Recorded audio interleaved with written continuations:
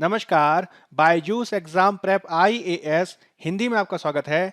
प्रस्तुत है दैनिक समाचार विश्लेषण। सत्र के विषय आपके समक्ष हैं। आज के सत्र में हम चर्चा करेंगे भारत में तंबाकू उपयोग, राज्यपाल कार्यालय, वैश्विक गतिरोध जोखिम, भारत चीन संबंध और नवीन वैश्विक धाराएं तथा यूक्रेन इंटरनेशनल लीजन पर। सत्र के अंत में हम मुख्य परीक्षा अभ्यास प्रश्न की चर्चा करेंगे और इससे संबंधित उत्तर संरचना भी हम आपको देंगे।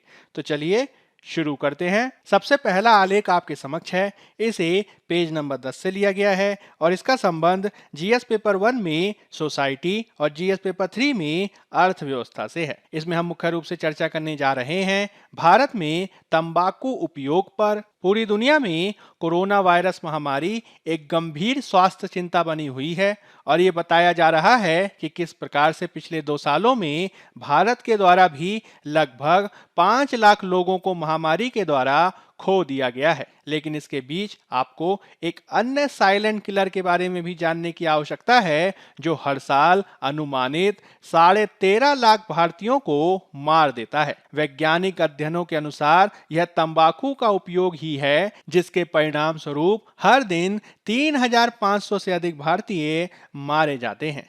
यह एक भारी कीमत पर आता है क्योंकि इससे देश पर 1,77,000 करोड़ से अधिक का आर्थिक बोझ पड़ता है जो भारत के जीडीपी का 1% से भी अधिक देखा जा सकता है।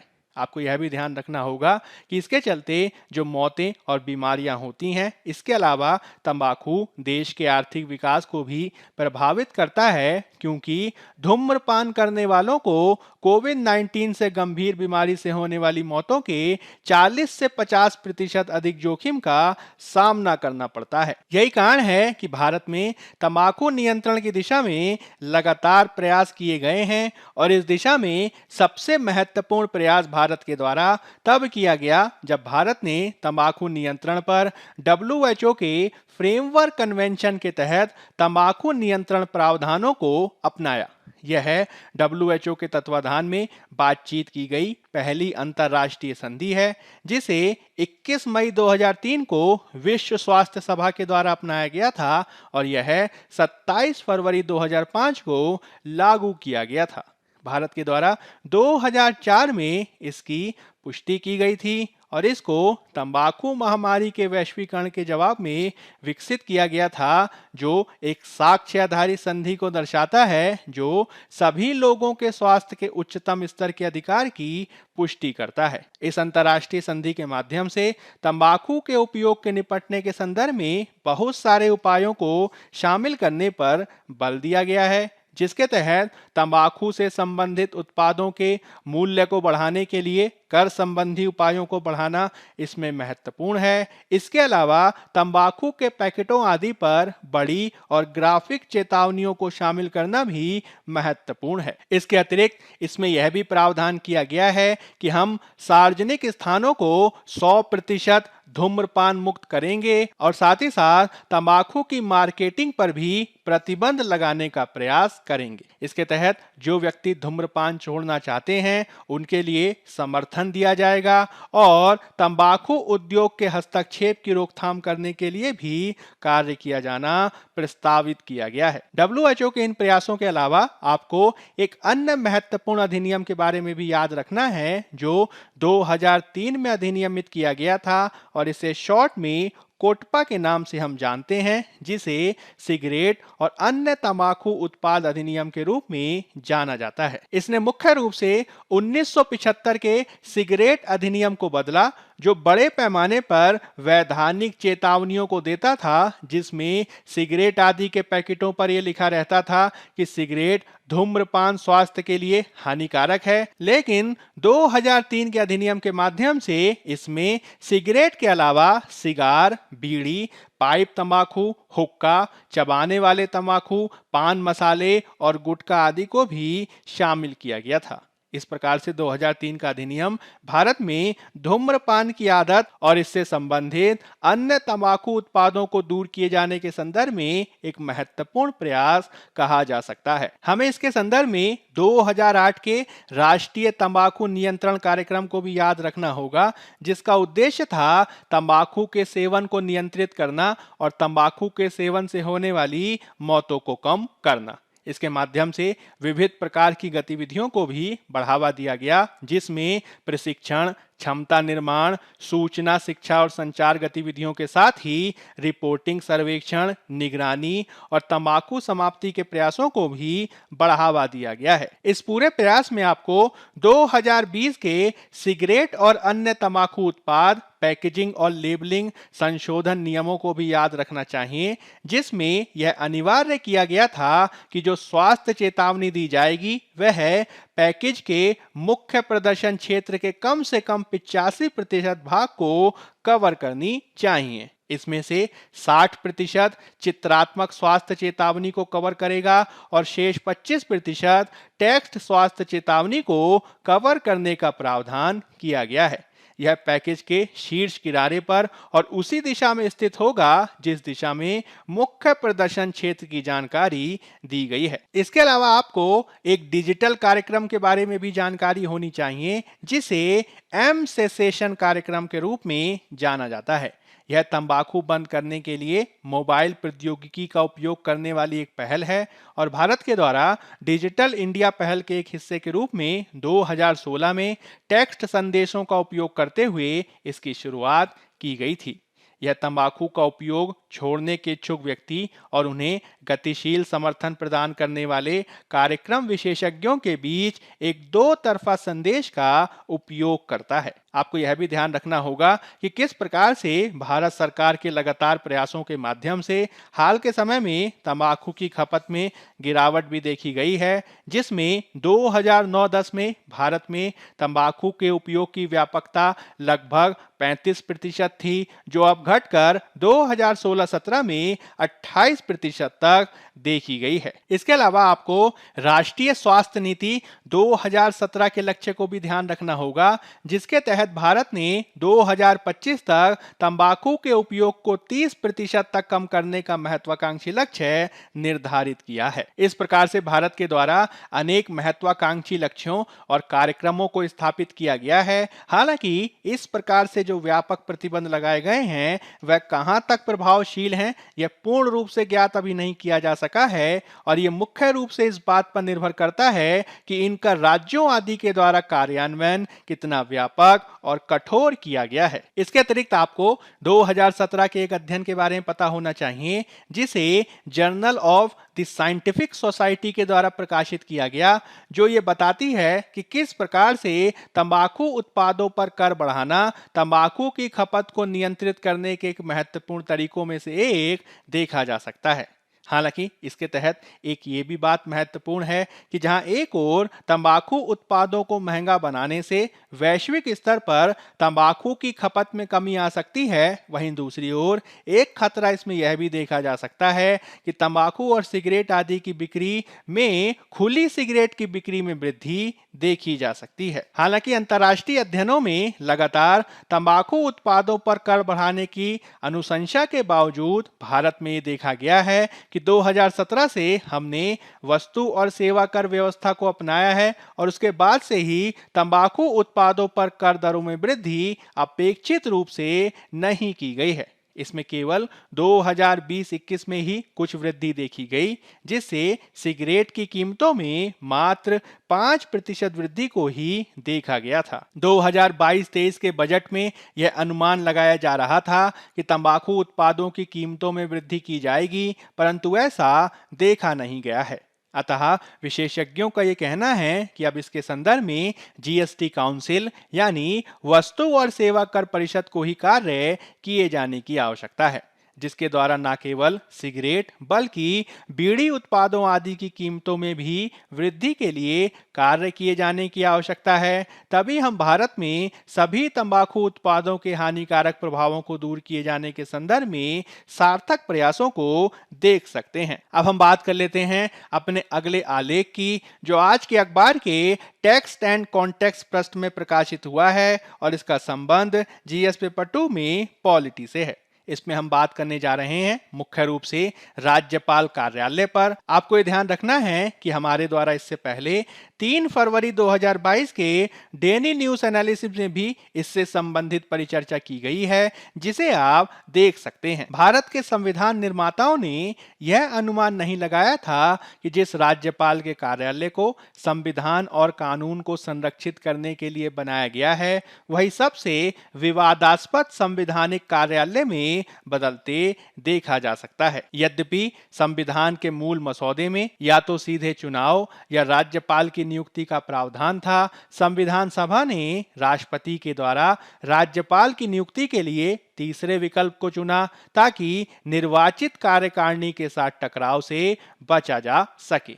संविधान के मसौदे में विधानसभा द्वारा चुने गए 4 उम्मीदवारों के पैनल से राष्ट्रपति द्वारा नियुक्त राज्यपाल के लिए प्रावधान किया गया था, किंतु विस्तृत विचार विमर्श के बाद संविधान सभा ने एक नामांकन प्रावधान का चयन किया जो विधानसभा के लिए किसी भी भूमिका को खारिज करता है। आपको इसके संदर्भ में यह ध्यान रखना है कि जवाहरलाल नेहरू ने भी एक मनोनीत राज्यपाल का पुरजोर समर्थन किया, क्योंकि एक निर्वाचित राज्यपाल संघर्ष को बढ़ा सकता था और लोकतंत्र की संसदीय प्रणाली में कुछ विघटनकारी प्रवृत्तियों को भी पैदा कर सकता था। यही कारण है कि अंत में यह प्रक्रिया जिसके द्वारा राज्यपाल को मंत्री परिषद की सलाह पर राष्ट्रपति के द्वारा मनोनीत किया जाना था, वह संविधान के अनुच्छेद 155 में देखा जा सकता है। हालांकि स्वतंत्रता के पश्चात से ही राज्यपाल का पद निरंतर विवादों का विषय बना रहा है,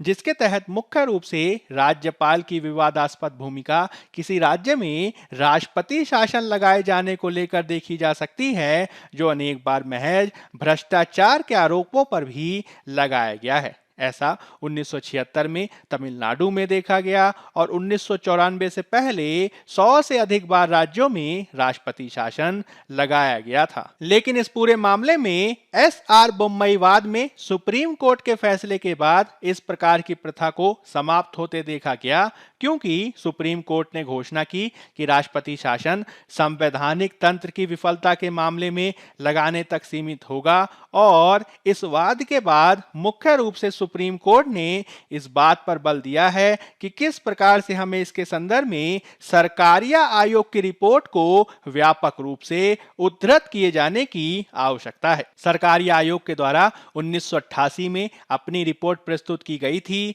और इसने भारतीय राजनीति में सहकारी संघवाद की भावना को स्थापित करने पर बल दिया था। इसके तहत गवर्नर की नियुक्ति के संदर्भ में सरकारिया आयोग ने ऐसे व्यक्ति पर अधिक ध्यान केंद्रित करने की बात कही जो जीवन के किसी भी क्षेत्र में प्रतिष्ठित व्यक्ति हो। साथ ही वह व्यक्ति राज्य से बाहर का व्यक्ति होना चाहिए ताकि उसके द्वारा कोई व्यक्तिगत हित न दर्शाया जाए। इसके अतिरिक्त आयोग के द्वारा राज्यपाल के लिए सुरक्षित कार्यकाल की बात की गई तथा राज्यपाल पद पर नियुक्ति के पश्चात उस व्यक्ति से यह अपेक्षा की गई कि वह सक्रिय राजनीति में भाग नहीं लेगा, क्योंकि यह गवर्नर की भावना को दूषित कर सकता है। इसके अतिरिक्त आपको यह ध्यान रखना है कि गवर्नर पद की नियुक्ति के संदर्भ में प्रथम प्रशासनिक सुधार आयोग सन 2000 के राष्ट्रीय आयोग के द्वारा भी अनुशंसाएं की गई थीं, जिसके तहत मुख्य रूप से राज्यपाल पद को निष्पक्ष बनाए जाने के संदर्भ में सिफारिशों को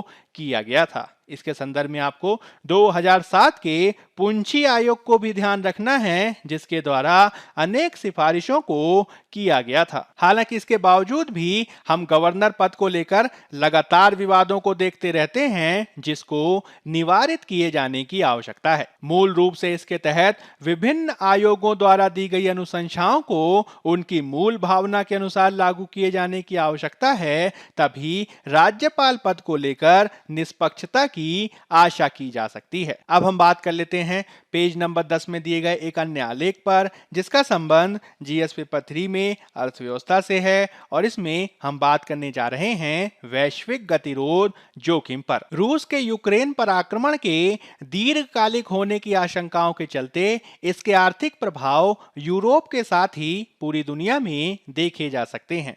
आक्रमण के चलते अमेरिका और उसके पश्चिमी सहयोगियों के द्वारा जो रूस पर व्यापक आर्थिक प्रतिबंधों को लगाया गया है, इससे रूसी मुद्रा रूबल की कीमतें 60% से अधिक गिरती देखी जा सकती हैं। हालांकि मुद्रा की कीमतों में गिरावट के अलावा युद्ध से जनित आपूर्ति व्यवधानों में पूरी दुनिया में कुछ महत्वपूर्ण उत्पादों की कीमतों को भी बढ़ा दिया है। इसमें गेहूं, मकई, निकेल, एल्यूमीनियम धातुओं के अलावा कच्चे तेल और गैस की कीमतों में बढ़ोतरी सबसे ज्यादा महत्वपूर्ण है, जिसका प्रभाव पूरी दुनिया पर देखा जा सकता है। आंकड़ों के अनुसार ब्रेंट क्रूड की कीमतें 24 फरवरी को आक्रमण शुरू होने से पहले की तुलना में लगभग 29% बढ़ गई हैं। साथ ही रूस से आपूर्ति प्रभावित होने के चलते यूरोप में प्राकृतिक गैस की कीमतों में भी तेजी से बढ़ोतरी देखी जा सकती है। आपको इसके संदर्भ में यह ध्यान रखना है कि रूस यूरोप को उसकी गैस आवश्यकताओं का लगभग 40%, तेल आवश्यकताओं का लगभग 1/4 और कोयले की लगभग आधी आवश्यकताओं की पूर्ति करता है, जिससे यूरोप के लिए समस्याएं आगे बढ़ सकती हैं। इससे न केवल उपभोक्ता, व्यवसाय और कारखाने प्रभावित होंगे, आगे चलकर इसका प्रभाव दुनिया भर में देखा जा सकता है, जो कीमत वृद्धि के रूप में अथवा कारखानों के परिचालन बंद होने के रूप में देखा जा सकता है। युद्ध के प्रभावों के चलते मुख्य रूप से यूरो क्षेत्र में ऊर्जा की कीमतों में 31% से अधिक की वृद्धि देखी गई है, जिससे यूरो के क्षेत्र में मुद्रास्फीति भी फरवरी में बढ़कर लगभग 6% तक देखी गई है। इस पूरे मामले में अंतर्राष्ट्रीय मौद्रिक संघ IMF के द्वारा भी चेतावनी जारी की गई है, जिसके द्वारा पहले ओमिक्रॉन संस्करण के चलते वैश्विक विकास के अपने पूर्वानुमान में कटौती की गई थी।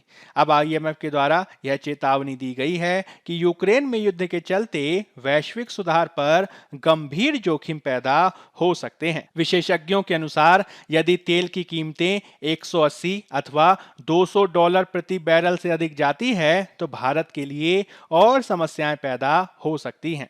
तेल की कीमतों के बढ़ने से भारत के चालू खाते के घाटे, मुद्रास्फीति और राजकोषीय घाटे पर क्या प्रभाव पड़ता है, इसके संदर्भ में 2019 के एक शोध के अनुसार यदि $65 प्रति बैरल के स्तर से तेल की कीमतों में $10 की वृद्धि देखी जाती है तो प्रति $10 की वृद्धि से भारत में मुद्रास्फीति लगभग 49 आधार बिंदु तक बढ़ सकती है। यह आगे चलकर न केवल राजकोषीय घाटे में वृद्धि करेगा, अपितु भारत में मुद्रास्फीति को और भी बढ़ा सकता है। इस प्रकार से वर्तमान में भारत के नीति निर्माताओं के समक्ष कठिन विकल्प विद्यमान है। या तो भारत को ईंधन के करों में कटौती करके कम राजस्व की लागत को वहन करना होगा, अथवा ईंधन की कीमतों को बाजार मूल्य के अनुसार बढ़ने देते रहना होगा। किंतु इससे आगे चलकर तीव्र मुद्रास्फीति और धीमी समृद्धि दोनों का ही जोखिम भारत को उठाना पड़ सकता है, जिसको निवारित किए जाने की आवश्यकता है। अब हम बात कर लेते हैं पेज नंबर 10 में दिए गए एक अन्य आलेख की, जिसका संबंध जीएस पेपर 2 में IR से है। इसमें हम बात करेंगे मुख्य रूप से भारत चीन संबंध और नवीन वैश्विक धाराओं पर। हाल ही में चीनी विदेश मंत्री के द्वारा अमेरिका पर यह आरोप लगाया गया कि किस प्रकार से वह हिंद प्रशांत क्षेत्र में एक एशियाई नाटो को विकसित करने के लिए कार्य कर रहा है। इसके संदर्भ में चीन के द्वारा अमेरिका पर विशेष रूप से हिंद प्रशांत क्षेत्र में विशेष एक्सक्लूसिव क्लब बनाने और भू राजनीतिक प्रतिद्वंदिता को बढ़ावा देने का आरोप लगाया गया है। चीन के अनुसार अमेरिका फाइव आइज इंटेलिजेंस गठबंधन को मजबूत करके क्वाड और ऑकस निर्माण तथा द्विपक्षीय सैन्य गठबंधनों को मजबूत करके हिंद प्रशांत क्षेत्र में 5-4-3-2 गठन का नेतृत्व कर रहा है, जिसका व्यापक उद्देश्य नाटो के एक इंडो पैसिफिक संस्करण को स्थापित करना है।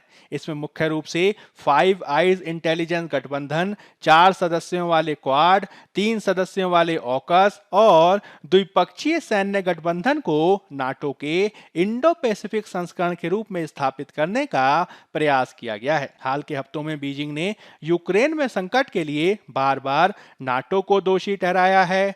बीजिंग इस मामले में तटस्थ रहने का दावा कर रहा है, हालांकि इसके बावजूद उसके रूस के साथ संबंध काफी आगे बढ़े हैं, जिसे बीजिंग के द्वारा लगातार रॉक सॉलिड के रूप में स्थापित किया गया है। चीन द्वारा यूरोप में नाटो के पूर्व की विस्तार पर भी चिंताएं व्यक्त की गई हैं और इसके संदर्भ में रूस का भी समर्थन किया गया है।